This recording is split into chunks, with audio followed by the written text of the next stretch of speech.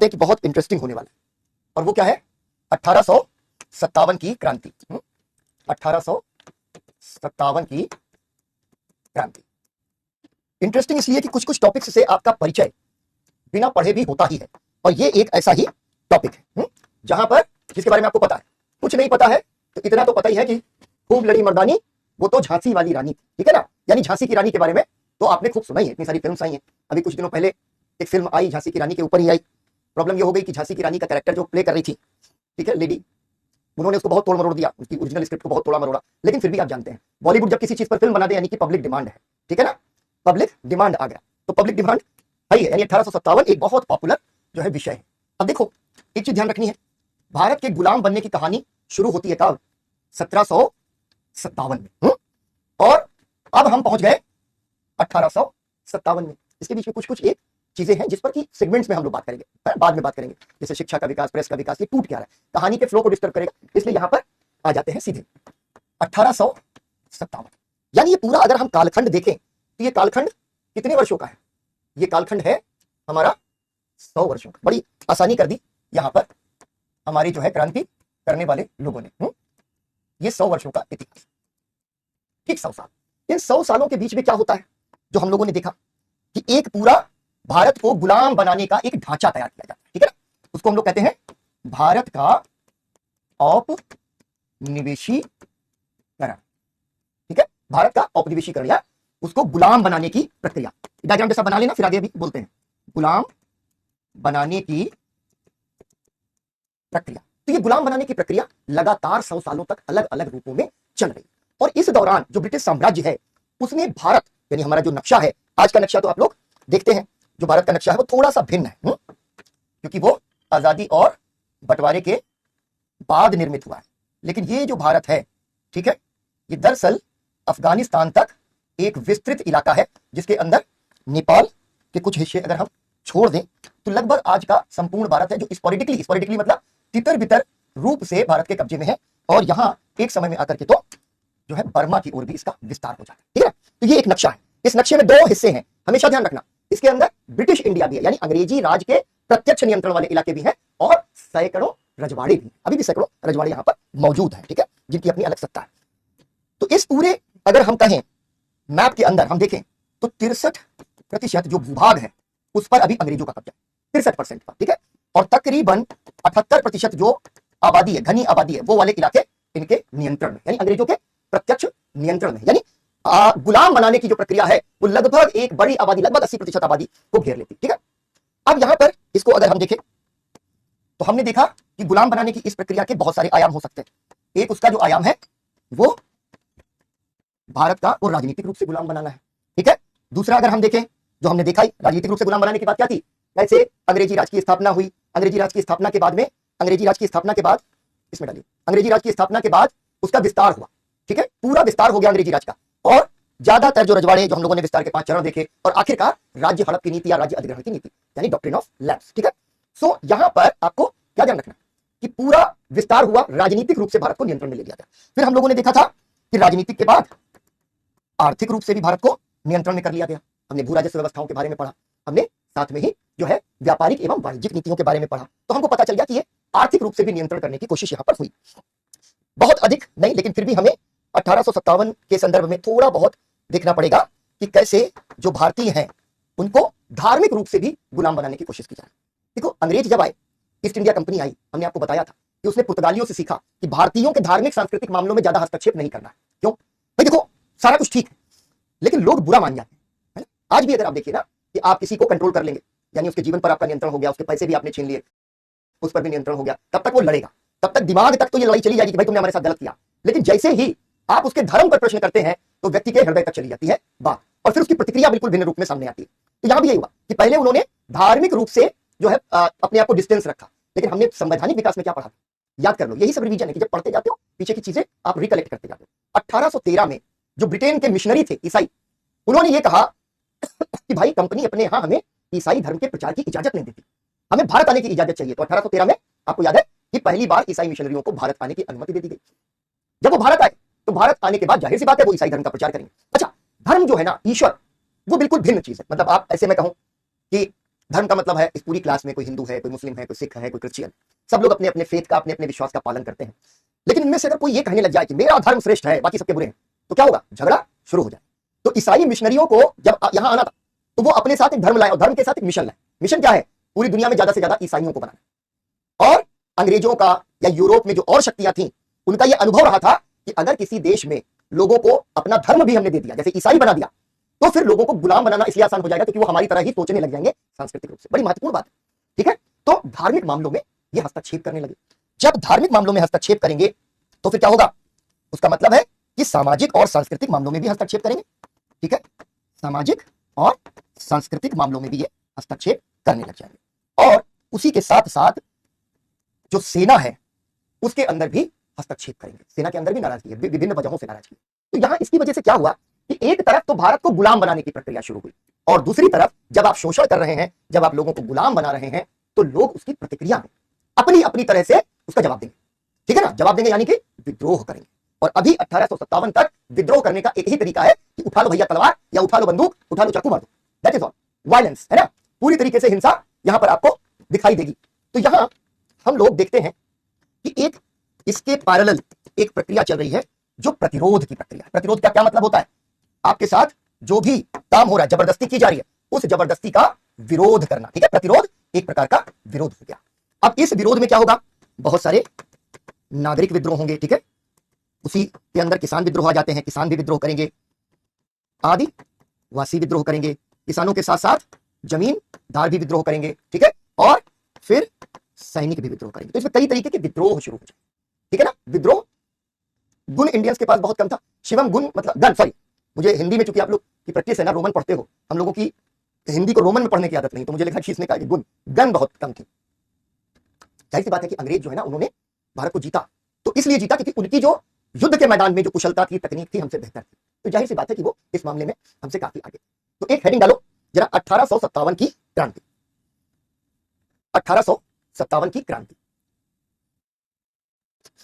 पहला bullet point ये आपने बना लिया होगा, एक माइंड मैप जैसा आ गया आपके पास। लिखो 1757 से 1857, 1757 से 1857 के 100 वर्षों में, 100 वर्षों में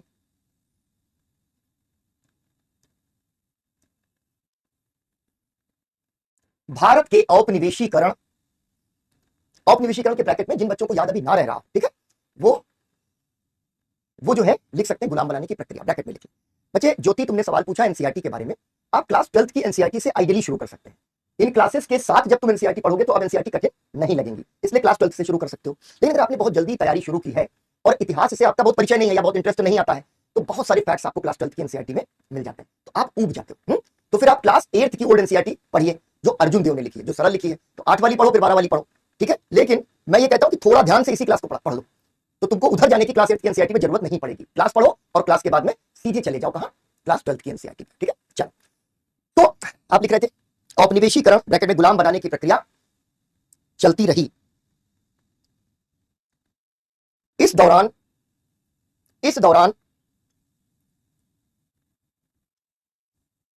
अंग्रेजों ने भारतीय उपमहाद्वीप, आपने ज्योग्राफी पढ़ी है, भारतीय उपमहाद्वीप, इंडियन सब कॉन्टिनेंट, जिसमें आज का भारत, पाकिस्तान, ठीक है, बांग्लादेश, प्रीडोमिनेंटली इतना इलाका शामिल है, ठीक है। बिल्कुल साइमा, अगर पूरी पढ़ लिया तो फिर अलग ही बात है। प्रिया, मैं फिर कह रहा हूं बच्चे, अगर क्लास तुमको बड़ी आराम से समझ में आ रही है तो एनसीईआरटीज जो है ना, मैं हमेशा ये बात कह रहा हूं, आपको बार बार बोल रहा हूं कि आपको एनसीईआरटी अगर आपने नहीं भी पढ़ी है तो काम चल जाए। बस एक ही चीज है, हम लोग धर्म की अभी बात कर रहे हैं, धर्म में सबसे जरूरी बात जानते हो क्या होती है? वो होती है आस्था। आस्था का मतलब है, आस्था नाम भी होते हैं, कई बच्चियों के नाम आस्था रखे जाते हैं। आस्था का मतलब है कि आपको पूरी तरह से किसी चीज पर विश्वास है, ईश्वर में पूरी तरह से विश्वास है, तभी बात बनेगी। आधा अधूरा विश्वास है, ईश्वर है भी नहीं भी है, हो भी सकता है नहीं भी हो सकता, बहुत तरीके से आप सोच रहे होते हैं, तो फिर बात बनती नहीं। तो क्लास कंटेंट, क्लास का मॉडल, सारी चीजों पर एक विश्वास रखते हो, फोकस यहीं पे रखो, उलझना नहीं है, अरे ये वो फलाना ढिकाना करके। तो क्लास के बाद आपको एनसीईआरटीज की जरूरत नहीं भी पड़ सकती है। मैं ये नहीं कह रहा हूं कि आप ना पढ़ें, लेकिन अगर आप ध्यान से इस क्लास को पढ़ेंगे तो आप क्लास 12th की एनसीईआरटी को आप स्किप भी कर जाइए, तो मैं कहता हूं कि आप बड़ी आराम से, ठीक है, बड़ी आराम से आप जो है निकल जाएंगे। स्वीटी, फिर से कमेंट करो बेटा, फिर से कमेंट करो, मैं देख नहीं पाया तुम्हारा पास। चलो अगला लिखो पहले, अब इसको, इस पूरी स्लाइड को खत्म करो। इस दौरान भारतीय उपमहाद्वीप के 63% भूभाग और 78% आबादी पर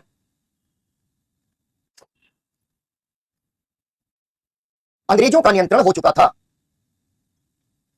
अंग्रेजों का नियंत्रण हो चुका था। नेक्स्ट बुलेट पॉइंट,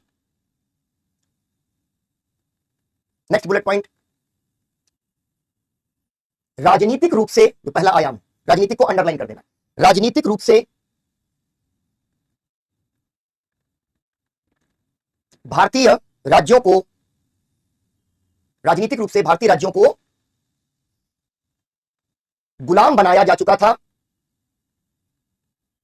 गुलाम बनाया जा चुका था और 1857 तक मुगल साम्राज्य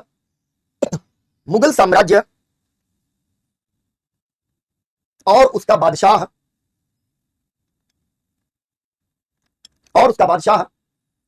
एक प्रतीक से अधिक कुछ नहीं रह गए थे। यानी खाली सिंबल है कि मुगल बादशाह बैठा, एक प्रतीक से अधिक कुछ नहीं रह गए थे। इसको लिखो, इसके आगे लिखो, जो राज्य ब्रिटिश था, जो राज्य कंपनी राज में या कंपनी के राज्य में, जो राज्य यानी भारतीय राज्य कंपनी के राज्य में शामिल नहीं थे, वे भी अप्रत्यक्ष रूप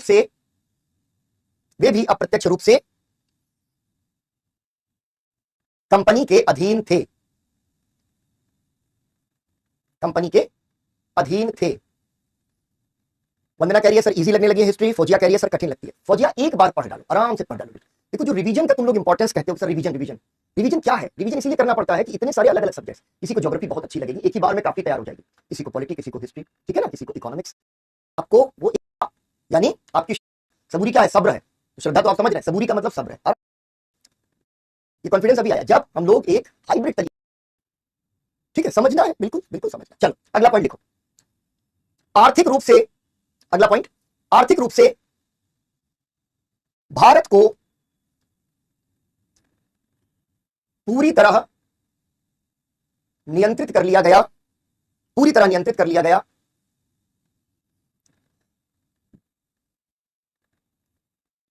भू राजस्व प्रणालियां एवं व्यापारिक वाणिज्यिक नीति के संबंध में हम पहले ही पढ़ चुके हैं, हम पहले ही पढ़ चुके हैं।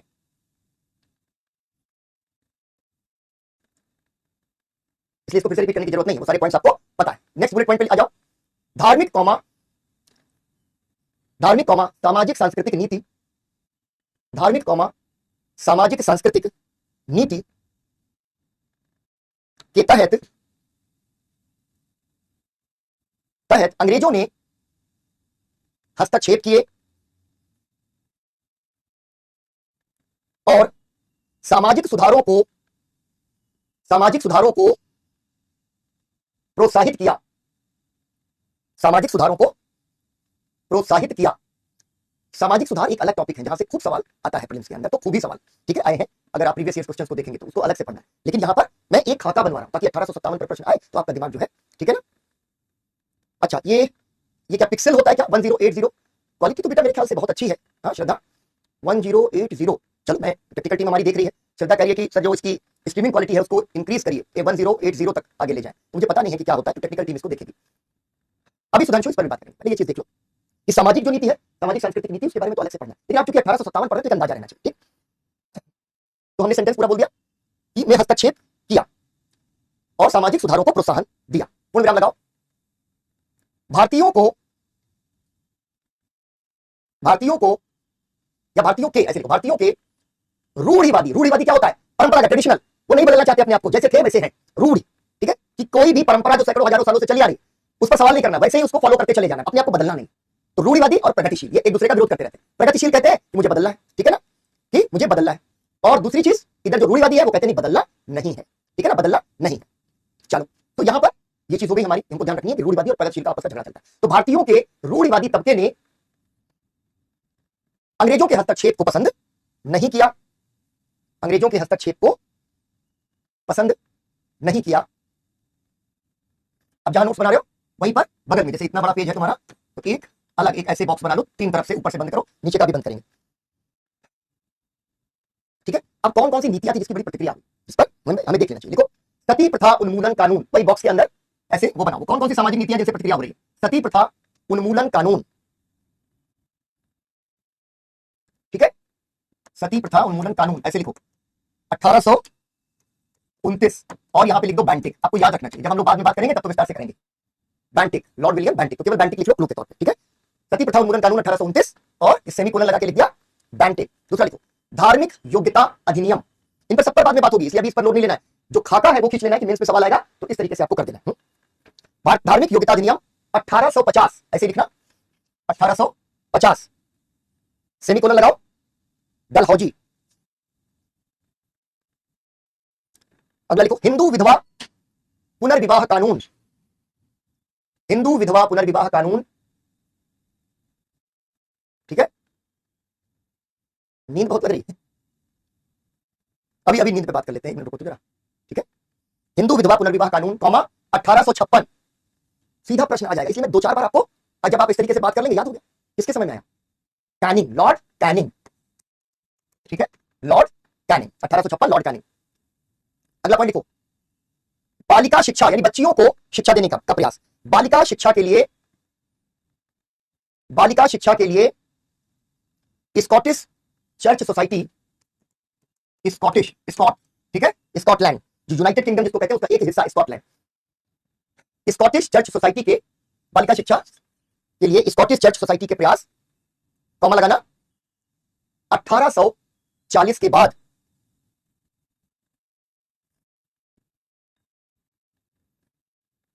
Next point, next point, Wood dispatch, would, ये सब चीजें तभी समझ में आएंगी जब हम सामाजिक सुधार पढ़ेंगे, ठीक है, अभी खाली लिखना है। वुड डिस्पैच 1854, सेमीकोलन डलहौजी, 54 में डलहौजी है।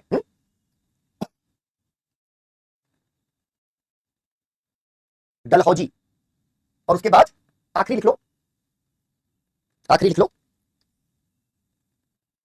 अन्य सामाजिक कुरीतियों पर, अन्य सामाजिक कुरीतियों पर कानून, उसकी बात सब करेंगे बाद में। लेकिन अगर मान लो इस तरीके का कोई प्रश्न आपसे पूछा जाता है कि 1857 का विद्रोह रूढ़िवाद के प्रगति के विरुद्ध या सामाजिक सुधार के विरुद्ध रूढ़िवाद की प्रतिक्रिया थी, तो आपको सर ये क्या हुआ, ठीक है ना, ये क्या हुआ।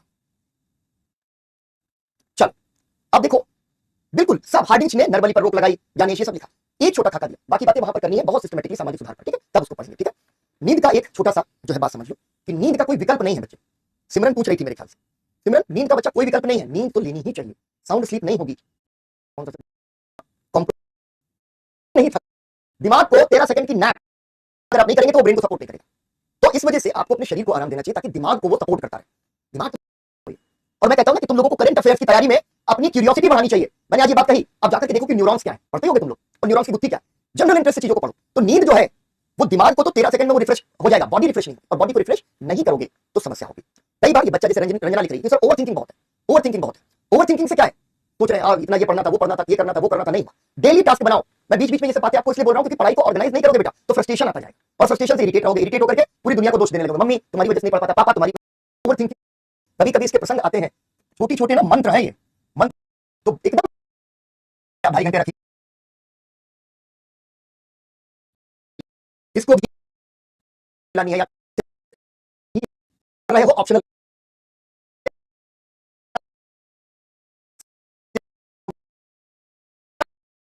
समझो, 1.5 घंटा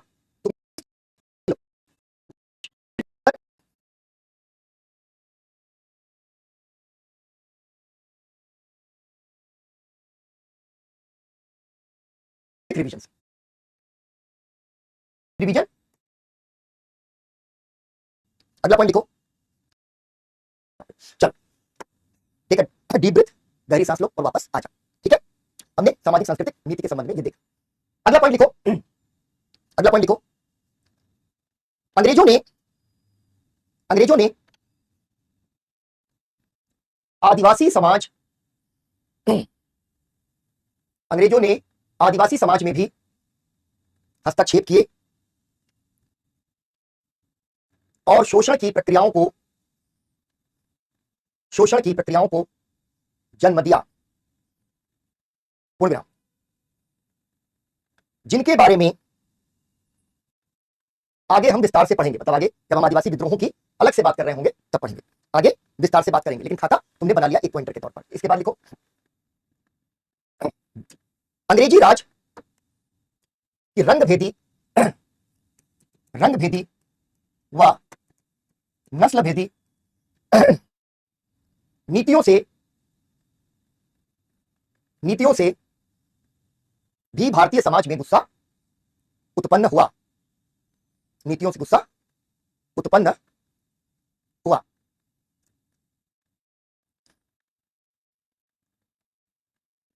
भारतीयों को विभिन्न प्रकार से अपमानित किया जाता था।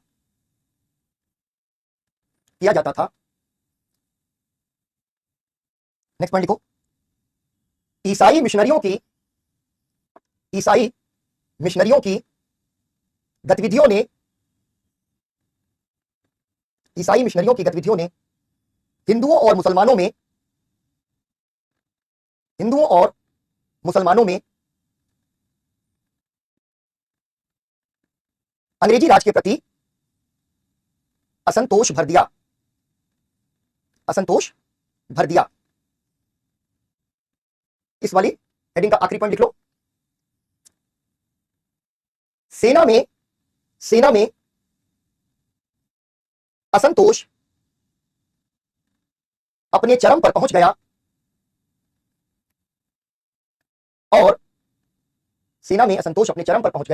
और 1857 की क्रांति सैनिक क्रांति से शुरू हुई या सैन्य विद्रोह से शुरू हुई। सैनिक क्रांति या सैन्य विद्रोह से शुरू हुई।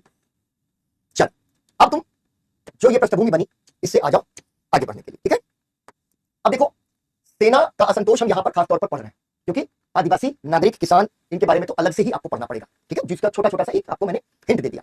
अब देखो, सेना में असंतोष के कारण क्या है। पहला, वेतन और पदोन्नति में भेदभाव। तो हेडिंग क्या डाली है वहां पे कर दिया, फिर सैन्य असंतोष के कारण ये हेडिंग लिखो, ये पीपीटी यहां पर है। ठीक है, ठीक है। नहीं बेटा, मैंने दिल्ली यूनिवर्सिटी से एमए नहीं किया, मैंने बीए और एमए सीएसजेएम यूनिवर्सिटी कानपुर से किया। अपना एमफिल मैंने जामिया मिलिया इस्लामिया से किया और मैंने अपना पीएचडी जवाहरलाल नेहरू यूनिवर्सिटी से किया। उसके बाद दिल्ली यूनिवर्सिटी में पढ़ाया। ठीक है, पहला, वेतन और पदोन्नति में भेदभाव। भारतीयों को कम वेतन मिलते हैं और उनको जो है प्रमोशन नहीं मिलता है। सबसे ज्यादा वो क्या होता है, सूबेदार का जो पद है उसके ऊपर जा ही नहीं सकते। यानी अगर आप भारतीय हैं, आप कितने भी कुशल सिपाही क्यों ना हो, आप सेना में सूबेदार के रैंक के ऊपर नहीं भेजे जाएंगे। ये तय है। ये क्या है, ये नस्लवाद है। तो वेतन और पदोन्नति में भेदभाव। दूसरी चीज क्या हो रही थी जिस पर हम लोगों ने भी बात की, कि जो समाज में चल रहा है भाई, सेना में चल रहा है, धार्मिक विश्वासों का उल्लंघन हो रहा है। उसको भी हम लोग देखेंगे कैसे धार्मिक विश्वासों का उल्लंघन है। काला पानी की जेल है, ठीक है ना, सेलुलर जेल जिसको बोलते हैं, सेलुलर यानी अंडाकार जेल। कहां है, अंडमान निकोबार में है। और जब सेलुलर जेल अंडमान निकोबार, तो तुरंत आपको सावरकर याद आते हैं। सावरकर के अलावा बहुत सारे क्रांतिकारियों को काला पानी दिया गया। ठीक है, काला पानी दरअसल क्या करते थे कि समुद्र के रास्ते से जाना होता। और भारतीयों को जो उनके विश्वास थे, खासतौर पर उच्च वर्णीय हिंदू, जो ऊंची जात के हिंदू होते थे, वो कहते थे कि जहां पर काले हिरन और मूंज न मिले वहां हमको नहीं जाना है।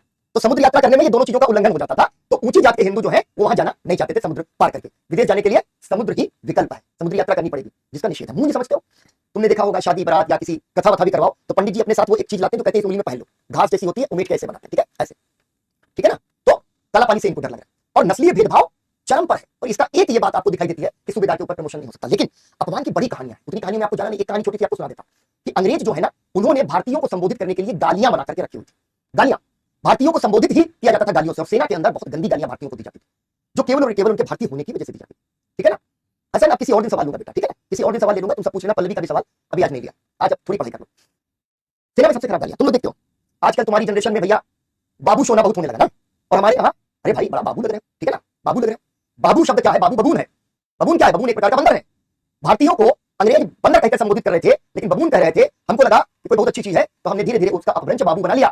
ठीक है, गाली, और गाली ही हमारा जो है ना फक्र बन गया, हमारा अपना गर्व बन गया है। भैया बाबूजी लग रहे हैं। ठीक है ना, बाबू कहां से? अंग्रेजों ने बंगाल को गुलाम बनाया, ठीक है, बंगाल को गुलाम बना करके वहां पर उन्होंने सोचा कि हमको काम करने के लिए लोग चाहिए, अंग्रेजी पढ़ानी है, अंग्रेजी पढ़ाया और अंग्रेजी पढ़कर के जो क्लर्क बने उनको बाबू कहा। ये गाली दी जाती थी उनको, वो धीरे धीरे बाबू हो गए। तो आप समझ सकते हैं गालियां खा खाकर भारतीय समाज जिंदा है। जब भी कोई असंतोष हो रहा है सेना में, अगर किसी ने कोई आपत्ति की तुरंत उसका कठोर दमन कर दिया जाएगा, पूरी रेजिमेंट भंग कर दी जाएगी, कभी फांसी दे दी जाएगी, कभी उनको निर्वासित कर दिया जाएगा कि आपको देश छोड़ करके जाना पड़ेगा। तो सेना के अंदर दमन बहुत ज्यादा है, ठीक है। अभी हम बात करेंगे वेल्लूर की, ठीक है। उसके बाद थोड़ा थोड़ा कुछ कुछ चीजों पर छूट दी गई, जैसे अंग्रेजों ने कहा एक वर्दी होनी चाहिए, और वर्दी हम जब पहनेंगे तो धार्मिक प्रतीक आप नहीं धारण कर सकते। कोई तिलक लगाता है, अब तो तिलक लगाने का चलन बहुत कम हो गया। कोई टोपी पहनता है, ठीक है ना, कोई मुस्लिम है तो वो टोपी पहनेगा, उसका भी चलन बहुत कम हो गया। तो कोई शिखा रखता है और पगड़ी, तो जैसे आज भी सिख जो है वो पगड़ी पहनते हैं, बहुत सारे सिख जो पगड़ी नहीं भी पहनते हैं। तो वो जो उनके धार्मिक प्रतीक थे उनको धारण करने पर रोक लगाती। लेकिन वेल्लूर में जो विद्रोह हुआ उसके बाद उन्होंने कहा कि नहीं, चलो उनको छूट दे दो, वरना ये इस पर मानेंगे नहीं। आप किसी का तिलक हटवा दें, किसी की पगड़ी का अपमान कर दें, किसी की जो है सर की टोपी आप हटा दीजिए, ठीक है, या किसी की शिखा पकड़ लीजिए, तो क्या होगा, उसका जो है ना दिल जो है ना वो आहत हो जाए, फिर उग्र होगा, हिंसक होगा। सेना में यही हुआ।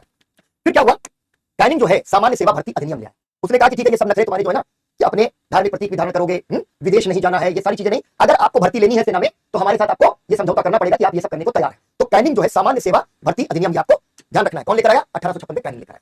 अब क्या हुआ, अब यहां पर होने लगे विद्रोह। 1764 बैरकपुर बंगाल में जगह, वहां पर विद्रोह हो जाता है। आपको केवल ध्यान रखना है तीन चीजों को, क्योंकि ये थोड़ी सी रट्टा मार विद्या वाली चीजें हैं, ठीक है ना, कि रटंत्र विद्या इसमें आपकी थोड़ी सी काम आती है। 1764 में बैरकपुर में विद्रोह क्या हुआ? अनुशासन के कठोर नियम। 1795 सन याद रखो, मद्रास रेजिमेंट, इस पर कुछ भी आएगा नहीं। ध्यान क्या रखना है कि अगर कोई अलग वजह है, श्रीलंका भेजने को लेकर विवाद हुआ है, तो श्रीलंका भर का भी समुद्र नहीं पार करना चाहते हैं, तो 1795 फिर एक बड़ा विद्रोह जिसका जिक्र यहां आया, वेल्लूर, ठीक है, वेल्लूर का विद्रोह 1806 में भारतीय सैनिकों द्वारा धार्मिक परंपराओं में हस्तक्षेप। ये इसलिए बहुत महत्वपूर्ण हो जाता है। टोपी लगाने पर और दाढ़ी रखने पर पाबंदी लगाई गई। और यहां दूसरा इंपॉर्टेंट फैक्ट, वेल्लूर, यहां इसको ऐसे आप लिख लीजिए, ये इंपॉर्टेंट फैक्ट है, वेल्लूर बहुत इंपॉर्टेंट। इतनी सारी जो म्यूटिनीज है, जो सेना के विद्रोह है, उसमें वेल्लूर बहुत महत्वपूर्ण हो जाता है। दो वजहों से, पहला कारण क्या है, टोपियों और दाढ़ी पर पाबंदी। दूसरी चीज है कि टीपू सुल्तान 1799 में चतुर्थ आंग्ल मैसूर युद्ध में शहीद हो गया। उसके बाद वडियार वंश का एक राजा बना दिया अंग्रेजों ने और सहायक संधि करवा दी मैसूर को। लेकिन टीपू के जो बच्चे हैं, उसके पुत्र हैं, वो साजिश में लगे हुए। तो वेल्लूर विद्रोह के पीछे टीपू सुल्तान के पुत्रों की भूमिका, इसलिए दूसरा इंपॉर्टेंट फैक्ट तुम्हारा ये हो सकता है, ठीक है। और ये बड़ा विद्रोह था, वेल्लूर का विद्रोह, 200 के करीब इसमें ब्रिटिश मार दिए गए थे। फिर एक विद्रोह होता है, बहुत इंपॉर्टेंट है ये भी, ये है, ये मोस्ट इंपॉर्टेंट, इसको आप इंपॉर्टेंट मानिए। बैरकपुर विद्रोह, बर्मा का युद्ध चल रहा है और 47वीं नेटिव इन्फेंट्री ने कहा कि हम समुद्र पार नहीं जाएंगे। ध्यान रखना, बर्मा युद्ध के समय समुद्र पार नहीं जाएंगे, इसकी वजह से बैरकपुर में ये फिर से विद्रोह हो जाता है। तो बैरकपुर बंगाल के अंदर वहां बार बार विद्रोह हो गया। 1857 के पहले भी बैरकपुर में विद्रोह होगा। कई कई जगह होती है जो गढ़ बन जाती है विद्रोह का। नेता सिपाही वीर नारायण का नाम ऐसे लिखा था, सिपाही, सिपाही का मतलब होता है सिपाही, ठीक है ना। अंग्रेज सिपाही नहीं कह पाते थे तो सिपाही कहते थे, नाम बिगाड़ने में बहुत माहिर। फिर क्या हुआ, पूना का विद्रोह 1844, फिर 1849। यहां आपको दिखेगा क्या कि पंजाब अधिग्रहण के बाद जो सिख सैनिक हैं उन्होंने 1849 में विद्रोह कर दिया, ठीक है। आखिरी चीज जहां से आगे की बात खुलेगी कि बंगाल और अवध में, बंगाल हम देख रहे हैं बार बार विद्रोह हो रहा है, अवध में भी गुस्सा है। अवध कौन सा रीजन है? उत्तर प्रदेश का सेंट्रल पार्ट, लखनऊ, फैजाबाद, ठीक है, आस पड़ोस के तकरीबन 22 जिले। हसन पॉइंट है तुम्हारी इस बात में। साइमा क्या कह रही हो बेटा? साइमा नौशाद, हट गया मैं, ठीक है। क्लास नहीं चल रही है? सिद्धार्थ कह रहा क्लास नहीं चल रही, साइमा की क्लास नहीं चल रही है, क्या कह रहे हो?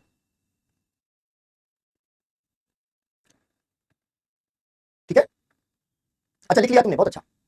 रुक रुक के चल रही है, एक सेकंड रुको बेटा, टेक्निकल टीम देखेगी,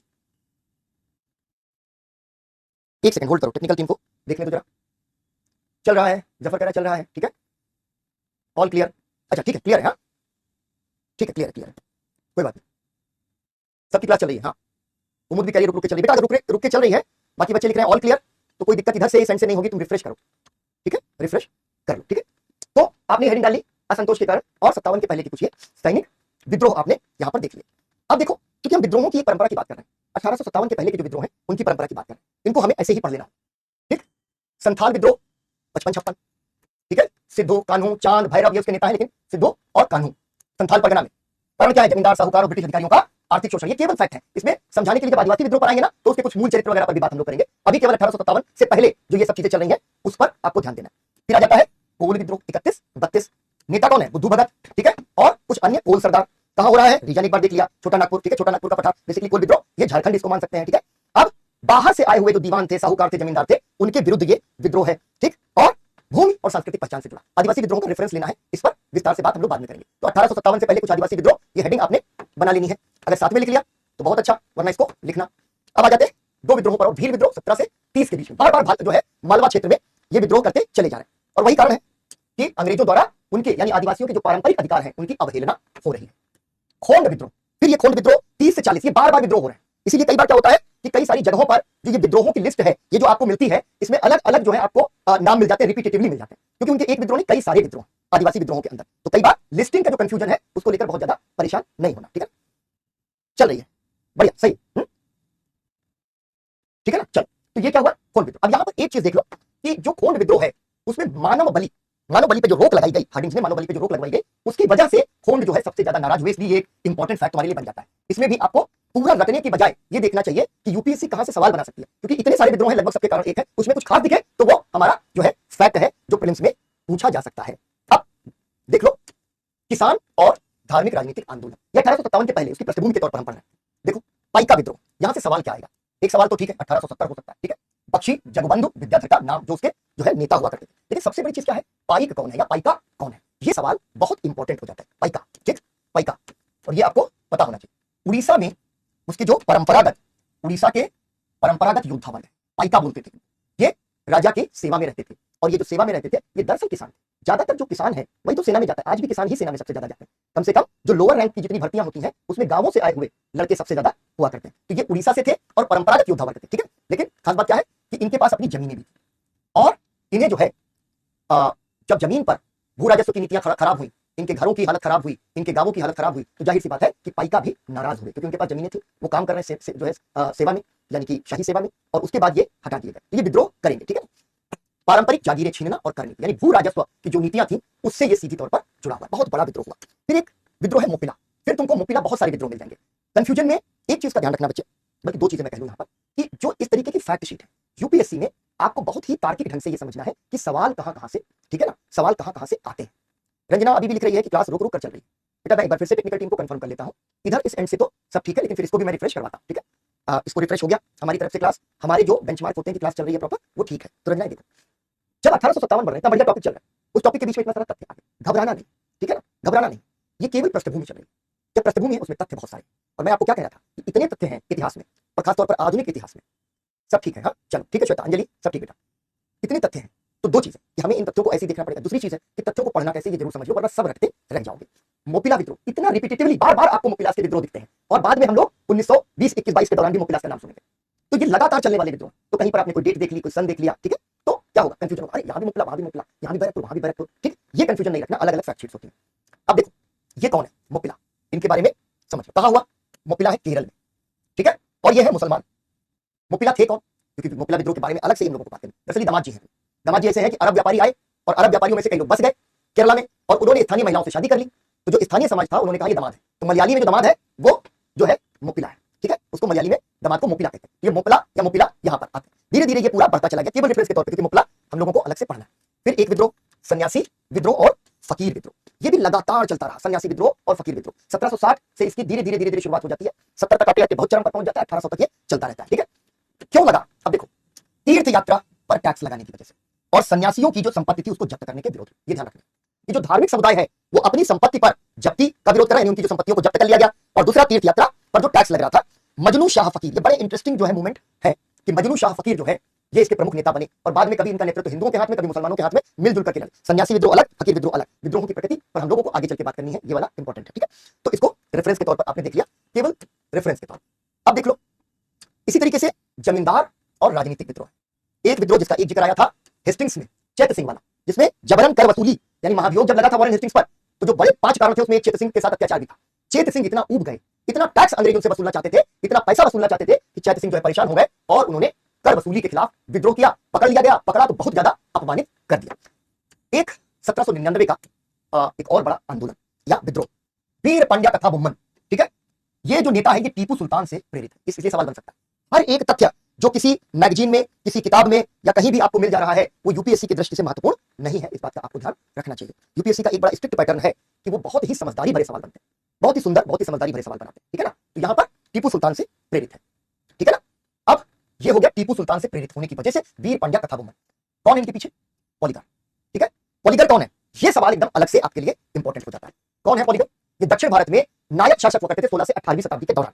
नायक शासक किसी जमाने में विजयनगर साम्राज्य से जुड़े हुए थे, नायकर व्यवस्था आपने मध्यकाल में पढ़ी होगी, और वहीं से ये जो नायक शासक द्वारा नियुक्त क्षेत्रीय प्रशासकीय और सैन्य नियंत्रण, यानी इनके पास प्रशासन का भी दायित्व होता था और सेना रखने का भी दायित्व होता था, जो आपने देखा है कि मध्यकाल में लगभग हर जगह जो मुगलों में सूबेदार होते थे, प्रशासन भी देखते थे, सेना भी देखते थे। तो उसी तरीके से दक्षिण भारत में पॉलीगार है। सीधा सीधा प्रश्न जो है बहुत पहले इस तरीके से पूछ लेते पॉलीगार कौन, तो टर्म्स पर आपको पकड़ रखना है, पाइका कौन है, पॉलीगार कौन है, मोकला कौन है, यहीं से सवाल आएगा। इसके अलावा सवाल के लिए इतना परेशान नहीं होना कि सर इतना फैक्ट है मैं कैसे रटूं, ठीक है। क्योंकि पॉलीगार लड़े इसलिए इस युद्ध को पॉलीगार युद्ध भी कहा जाता है। बहुत बहुत बड़ा ये जो है घटना बनी।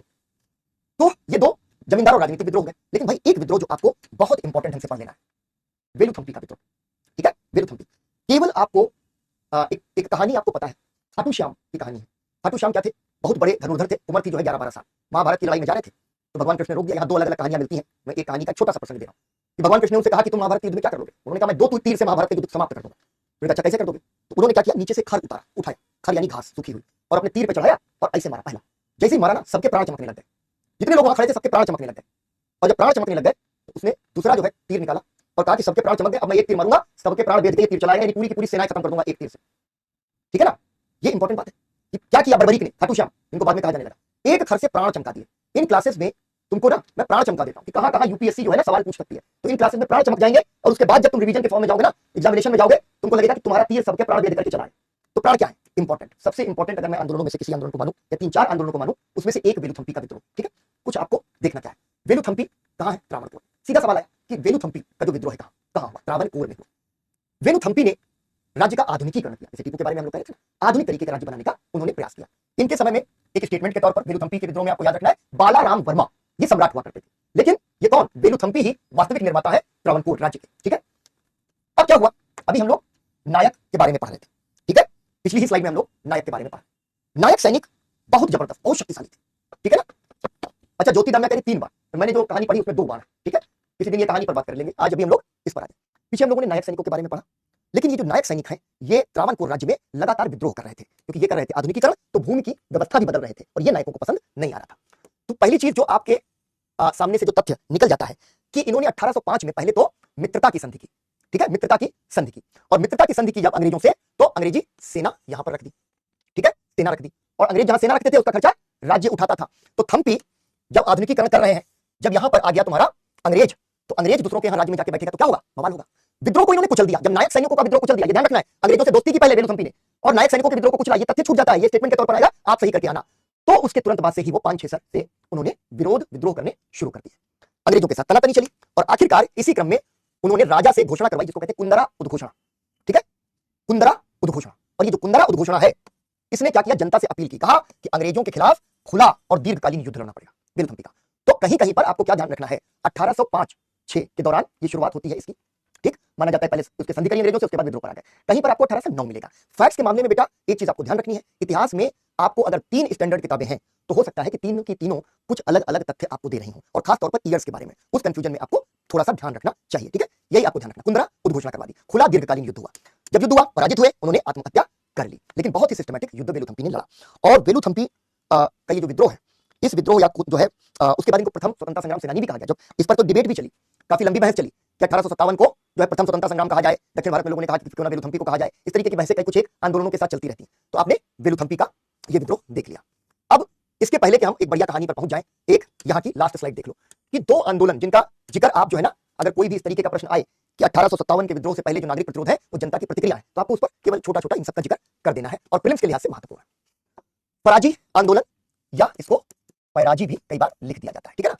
अब ये क्या है, इस्लामिक पुनरुत्थानवादी। पुनरुत्थान का मतलब क्या होता है, कई बार ऐसी आवाजें आती हैं धर्म के लोगों की तरफ, अरे भैया बड़ा धर्म बड़ा गड़बड़ होता चला जा रहा है, फिर से पुराना वाला धर्म लाएंगे, फिर से पुराना जमाना जिंदा करेंगे धर्म का, ठीक है, फिर से हम धर्म की सत्ता स्थापित करेंगे। तो ये सब शोर मचना शुरू हो जाता है, ठीक है ना। ठीक है जितेंद्र, ये बेटा ना स्लाइड्स हैं, इसमें तुमको सब समझ में आ जाएगा, नहीं समझ में आ रहा क्लास को रिपीट करके एक बार देख लेना, ठीक। देखो बहुत सारे स्टूडेंट्स होते हैं, तो कुछ बिल्कुल शुरुआत कर रहे हैं और कुछ जो है थोड़ा एडवांस पढ़ाई कर रहे हैं, उसके बीच में सरल से सरलतम ढंग से आपको समझाना है, लेकिन तथ्य भी हैं, ठीक, उतने तथ्य हैं जितने तथ्य मतलब आपको यूपीएससी में कम से कम कंफर्टेबल कर दें। आप अपनी तैयारी के फेज में समझ जाएंगे कि मैं कंफर्टेबल हो रहा हूं। तो ये पुनरुत्थानवादी आंदोलन कि इस्लाम जो है उसका हम फिर से जो है एक तरीके से उत्थान कर देंगे। हाजी शरीयतुल्लाह 1818 में, फराजी आंदोलन कब शुरू हुआ, 1818 में, और उनके बेटे हैं दूधू मियां, बड़ा बढ़िया इंटरेस्टिंग नाम रख दिया दूधू मियां। तो बाद में फिर दूधू मियां के नेतृत्व में चलता रहा। शुरुआत के हिसाब से ये फैक्ट इंपॉर्टेंट है, किसने शुरुआत की, हाजी शरीयतुल्लाह ने। दूसरी चीज इंपॉर्टेंट है कि दूधू मियां ने एक जो काम किया, नील उत्पादकों और बागान मालिकों को कर देने से इनकार किया। सवाल यूपीएससी बनाएगी तो यहां पर बना देगी, ठीक है, हाजी शरीयतुल्लाह और दूधू मियां। ये आंदोलन एक तरीके से अंग्रेजों के खिलाफ आंदोलन था, उसमें आर्थिक कारण भी थे, ठीक है, उसमें आर्थिक कारण भी थे, लेकिन मूल रूप से यह धार्मिक सुधार आंदोलन था और सामाजिक न्याय के लिए कि भाई हम धर्म जो है, धर्म के अंदर किसी के साथ भेदभाव ना हो, समानतावादी हो और हम इस्लाम का पुनरुत्थान करें। ठीक है, किसानों का मुद्दा, नील उत्पादकों का मुद्दा इंपॉर्टेंट बन जाता है। इस संबंध में जो आखिरी बात करने जा रहा हूं, उसके संबंध में आपने सुना हो, शायद आपने सुना हो सकता ना भी सुना हो, वहाबी आंदोलन। आज भी वहाबी आंदोलन की बात होती है, अब अलग संदर्भ में होती है, तब अलग संदर्भ में होती थी। ये मोहम्मद बिन अब्दुल वहाब अरब में हुआ करते थे, इनका भारत से संबंध नहीं है। ठीक है, उन्होंने इस आंदोलन को शुरू किया।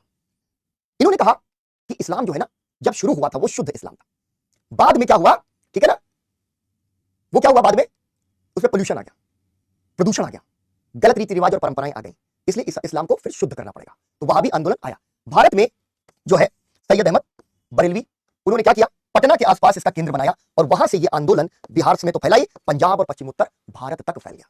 ठीक है ना।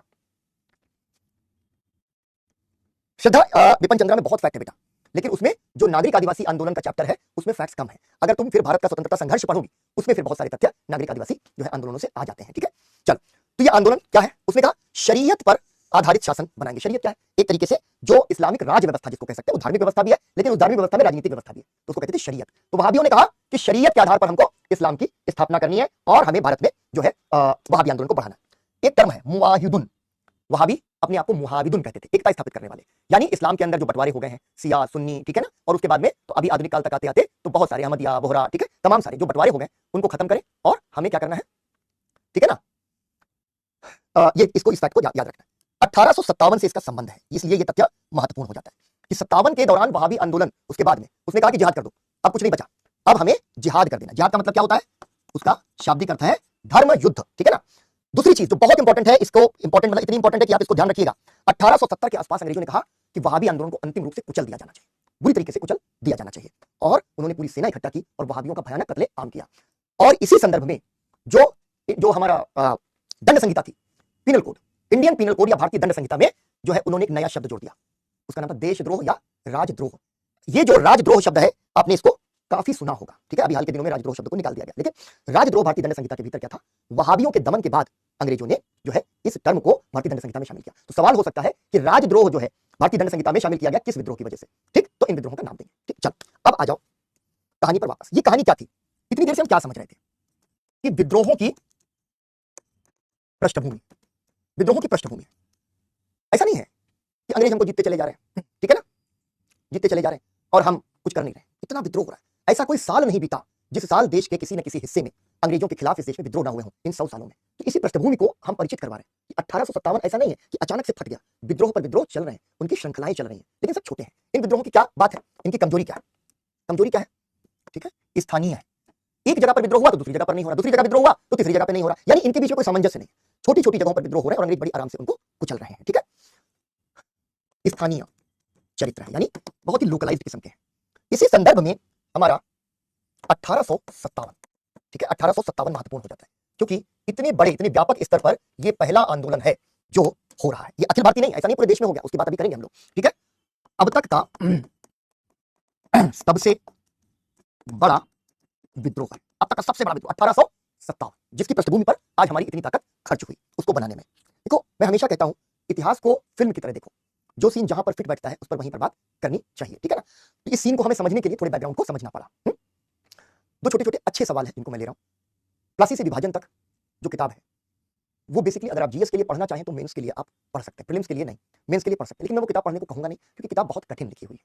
ठीक है, मैं आप क्लासेस को फॉलो करते चलिए, क्लासेस को खूब अच्छे से रिवाइज करिए। अगर आपको लगता है कि नहीं समझ में आ रहा है तो बार बार क्लासेस को देख लीजिए, ठीक, क्लासेस को देख लीजिए, लेकिन ये मान के चलिए कि यहां से मेंस निकलेगा, बाएं हाथ से निकलेगा।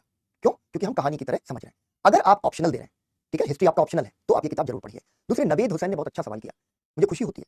यूपीएससी के ज्यादातर बच्चे सोचते बस सर 1-2 घंटे की क्लास लेंगे और ये बढ़िया मुगली गुट्टी 555 है, इसको हम पिएंगे और आईएएस बन जाएंगे। ऐसा होगा नहीं, गारंटी से मैं कह रहा हूं, ऐसा नहीं होगा। मैं तुम्हारा बुरा चाहता हूं, मैं कह दूं कि हाँ ठीक है, हो जाएगा सब कुछ। बहुत मेहनत आपको साथ में करनी पड़ेगी टीचर से। नवेद ने बहुत अच्छा सवाल किया, एन एरा ऑफ डार्कनेस, इस किताब का जिक्र किया, और ये किताब भारतीयों का किस प्रकार से शोषण किया गया है उस पर केंद्रित किताब है। लिखने वाले हैं शशि थरूर, ठीक है ना, शशि थरूर। बेहद सुंदर किताब है, ठीक है नवेद, लेकिन आपको यूपीएससी के लिए इसको पढ़ने की जरूरत नहीं, बिल्कुल जरूरत नहीं। आपका इंटरेस्ट है, मुझे बड़ी खुशी है कि आपने इस किताब का जिक्र किया, क्योंकि मैं आपको बता रहा हूं वर्सेटैलिटी जो है ना, जितनी विविधता आप रखते हैं अपनी रुचि में, जिस चीज में इंटरेस्ट होता है, किसी का कविता पढ़ने का मन होता है, गजल पढ़ने का जो है बात होता है। चलो जितेंद्र खुश हो गया कि वो बाएं हाथ से लिख लेगा, है ना, कि जो आपकी तैयारी है, उस तैयारी को आप सिस्टमेटिकली जो है ऑर्गेनाइज कर लीजिए। तो वहां पढ़ना चाहते हैं पढ़ लीजिए, कविता पढ़ना चाहते हैं, गजल पढ़ना चाहते हैं, आपको अच्छा लगता है पढ़ने में, तो यूपीएससी की तैयारी का थोड़ा समय निकाल लो। क्यों? आप कहां पर आगे बढ़ जाओगे जानते हो? आप निबंध लिखोगे ना, आजकल बच्चे क्या करते हैं, निबंध लिखने के लिए रट्टा मार विद्या। सर किताब आई है जिसमें जो है ना इतनी सारी सूक्तियां दी हुई हैं, सर किताब आई है जिसमें इतनी कविताएं दी हुई हैं, समर से है नहीं जो है पाप का भागी केवल व्याध, हाँ ये चल रहा है, उसमें बैठे रट्टा मार रहे हैं। नहीं, अगर आपका इंटरेस्ट है कविता और गजलों के अंदर, पढ़ डालो, बहुत आराम से पढ़ डालो। क्यों? क्योंकि जब आप निबंध लिखोगे तो अपने निबंध की जरूरत के हिसाब से अपने आप कविता बाहर आ जाएगी।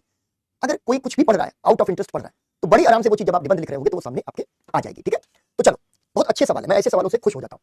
ठीक, तो आप लोग ऐसे सवाल जरूर पूछा करिए, मुझे अच्छा लगता है। तो अब तक का सबसे बड़ा विद्रोह ये 1857। तो दूरगामी कारणों पर तो हम लोगों ने बहुत सारी कर ली चर्चा, लेकिन कहते ना कि हर घटना का कोई तात्कालिक कारण भी होता है। दूरगामी कारण ये हुआ कि हम बहुत दिन से भैया गुस्सा बैठे थे, लेकिन गुस्सा नहीं फटा, एक दिन ये बात हो गई और हमने तुरंत, हमारा गुस्सा फट गया, हमने कहा ऐसी कैसी।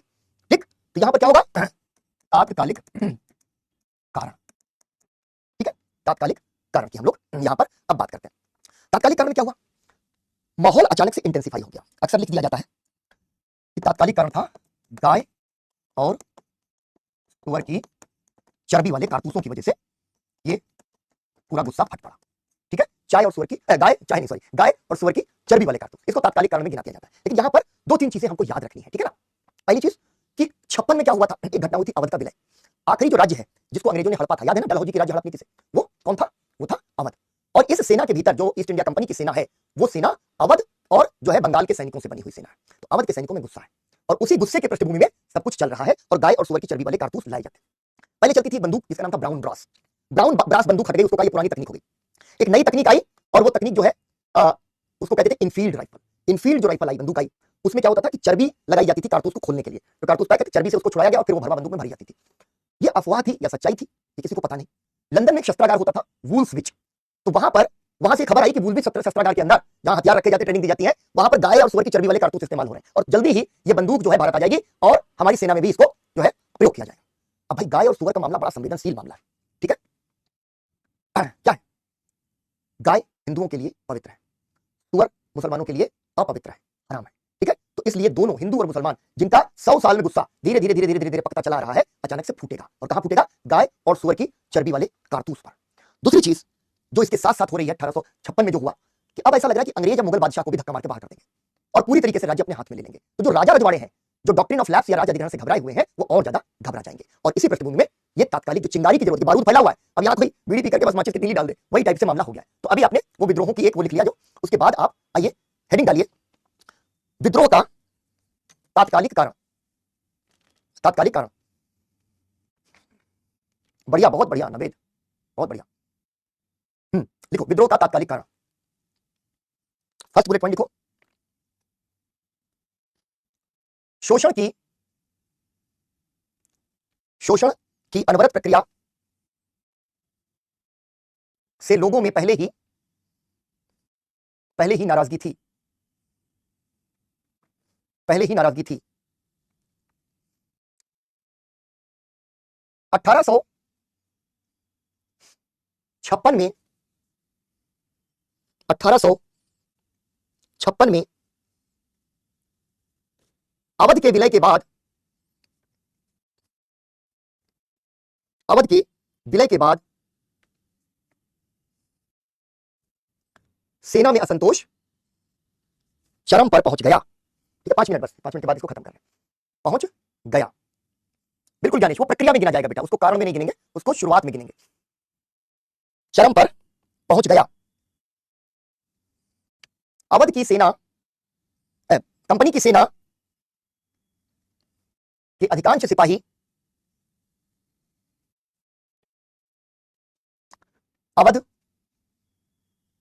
और बंगाल, जब हम बंगाल कहते हैं तो बंगाल, बिहार, उड़ीसा शामिल होता है ना, अवध और बंगाल के उच्च जातीय सिपाही थे, उच्च जातीय सिपाही थे। यह सिपाही, प्रियांशु करते हैं बेटा, इस पर एक दिन बात कर लेंगे 5 मिनट निकाल के। ठीक, आज भी ये लिख डालो, कंपनी के ये सिपाही किसान पृष्ठभूमि से आते थे, किसान पृष्ठभूमि से आते थे, इसलिए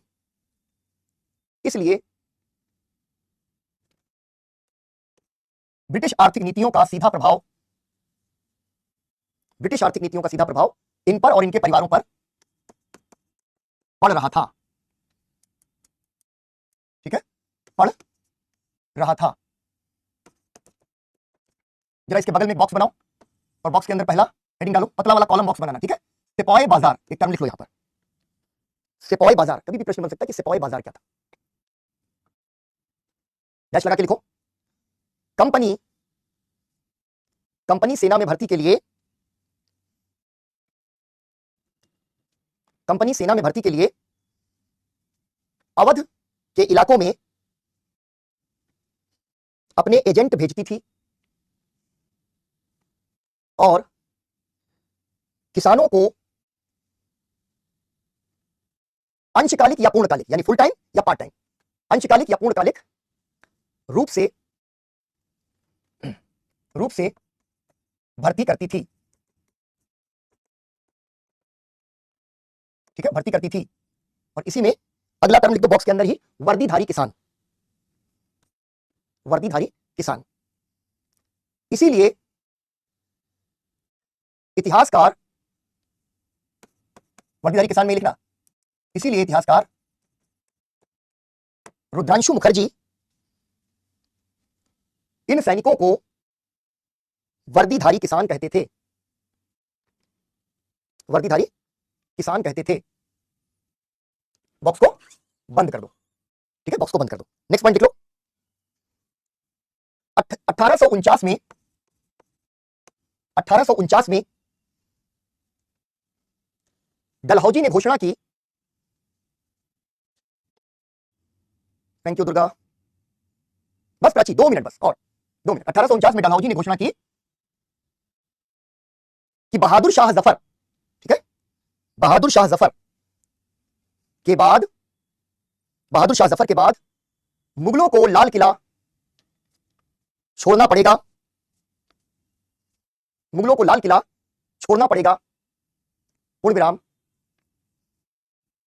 और पूर्ण विराम के बाद और कॉमा, ये एक शैली है, ऐसे भी लिख सकते हैं, और कॉमा। कैनिंग ने 1856 में कहा, कैनिंग ने 1856 में कहा कि बहादुर शाह जफर के बाद, बहादुर शाह जफर के बाद बादशाह की पदवी समाप्त कर दी जाएगी, बादशाह की पदवी समाप्त कर दी जाएगी। इससे और राज्य अधिग्रहण की नीति की वजह से, राज्य अधिग्रहण की नीति की वजह से कुछ भारतीय रजवाड़े, ठीक है ना, राजाओं के जो वंश हैं, कुछ भारतीय रजवाड़ों में असुरक्षा की भावना व्याप्त हो गई, असुरक्षा की भावना व्याप्त हो गई। आज का आखिरी पॉइंट लिख लो, इस दूरगामी असंतोष को, इस दूरगामी असंतोष को गाय और सुअर की चर्बी वाले कारतूस, गाय और सुअर की चर्बी वाले कारतूस